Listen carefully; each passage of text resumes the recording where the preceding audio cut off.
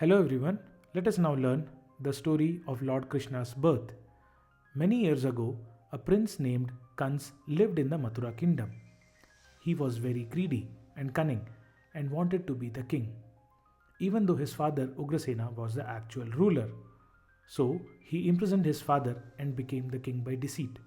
It was difficult for the people of Mathura as the new king was a very unfair and evil man. Kan's sister Devki was to get married. Devki would marry King Vasudev. Kans was happy because he thought Vasudev's kingdom would become his too. Once Devki and King Vasudev were married, Kans decided that he would drive them home himself. As Kans sat down on the chariot to drive them home, he heard a divine voice that said, Evil Kans, your end is near. You don't know about it, but by marrying Devaki to King Vasudev, you have brought your death near. The eighth son that will be born to Devaki and Vasudev will kill you.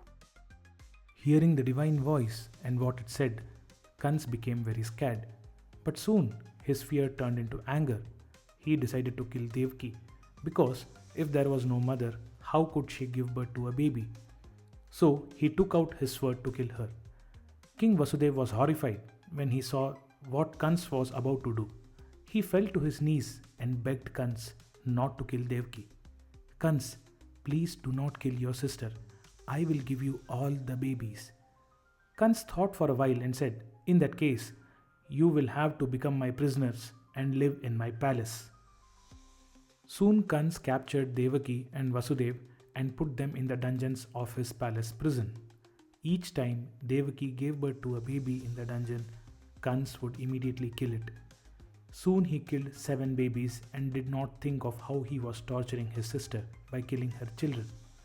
For the next 9 years, Devaki had no more babies.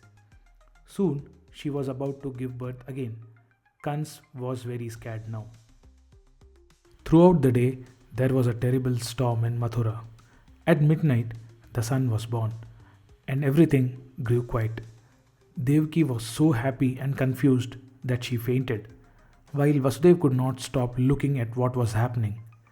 The divine voice that had spoken to Kans earlier now spoke to Vasudev. Take your baby to the Google town, headed by your friend Nand. Yashoda, his wife, has given birth to a baby girl.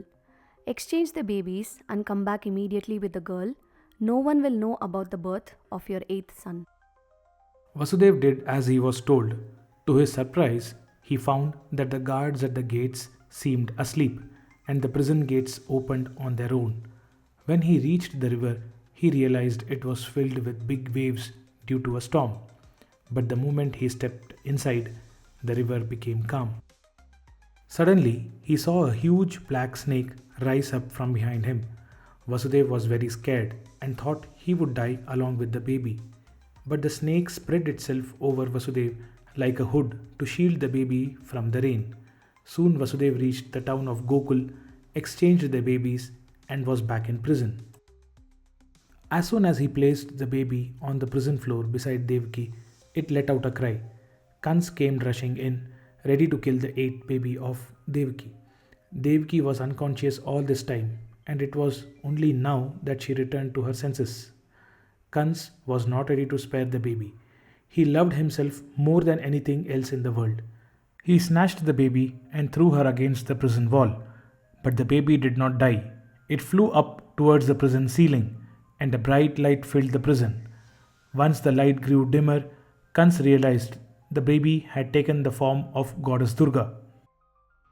Foolish Kans, you cannot kill me, and the one who will kill you is already born and alive. One day he will find you and kill you no matter what you do. Meanwhile, there was a lot of celebration in Gokul on the birth of the new baby. Sarpanch Nand named the baby Krishna, and everyone came to offer blessings and gifts to the baby.